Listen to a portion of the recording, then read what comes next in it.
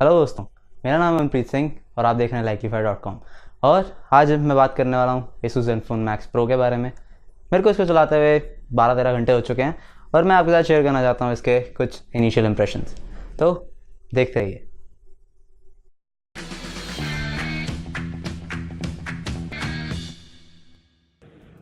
तो सबसे पहले बात करते हैं हम इसकी डिस्प्ले के बारे में। इसके अंदर एक 6 इंच की FHD प्लस डिस्प्ले आती है जो कि काफ़ी क्रिस्प है और डायरेक्ट सनलाइट में भी इसको पढ़ना इतना मुश्किल नहीं है।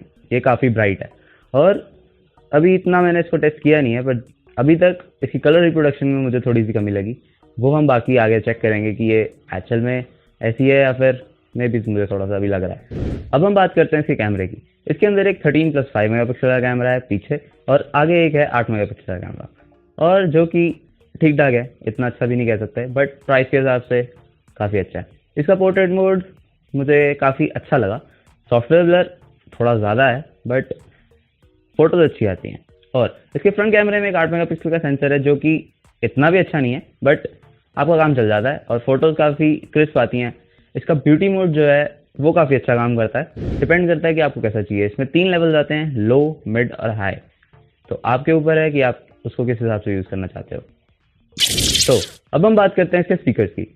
इसके स्पीकर काफ़ी लाउड है, no doubt, but full volume पे इसकी आवाज़ थोड़ी फटने लगती है। तो हमें अगर इसको अच्छे से एक्सपीरियंस करना है तो हमें 1 या 2 पॉइंट वॉल्यूम कम करनी पड़ती है। और इसके साथ हमें दिया जाता है एक micro USB jack. I don't know why, maybe for cost cutting, जो कि बुरी बात नहीं है, बट आजकल USB Type-C के सारे फ़ोन आ रहे हैं तो दिस इज़ अनलाइकली।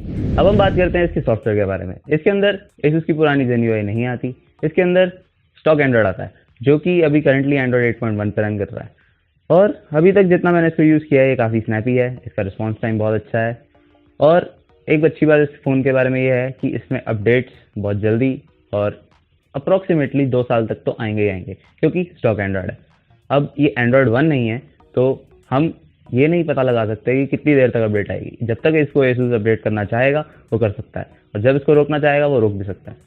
अगली जो मैं बात करना चाहूँगा वो है इसके फिंगरप्रिंट सेंसर के बारे में, जो कि मुझे इतना खास नहीं लगा अभी तक। इसका रिस्पॉन्स टाइम बहुत ज़्यादा स्लो है, जैसा कि आप देख सकते हैं। कितना टाइम लग रहा है इसको ऑन करने में। और मैंने इसको एक फ़ोन के साथ कंपेयर किया जो कि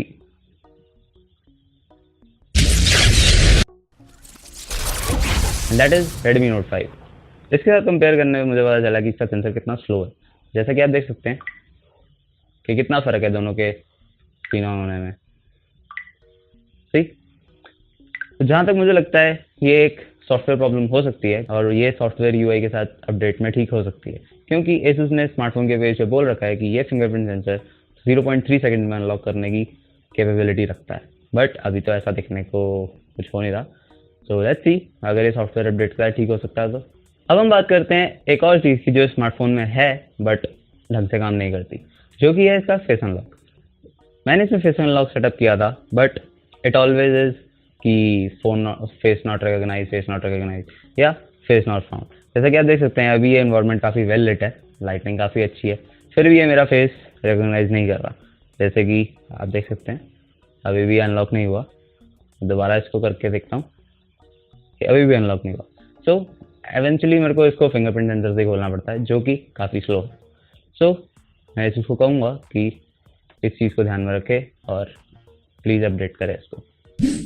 तो ये थे मेरे कुछ impressions Asus Zenfone Pro M1 के, और अभी मुझे इस फ़ोन की काफ़ी टेस्टिंग करना बाकी है। तो मेरे फुल रिव्यू के लिए हमें सब्सक्राइब ज़रूर करें, और अगर आपको ये वीडियो पसंद आया तो इसको लाइक करें, और मैं आपसे मिलूँगा अपनी अगली वीडियो में।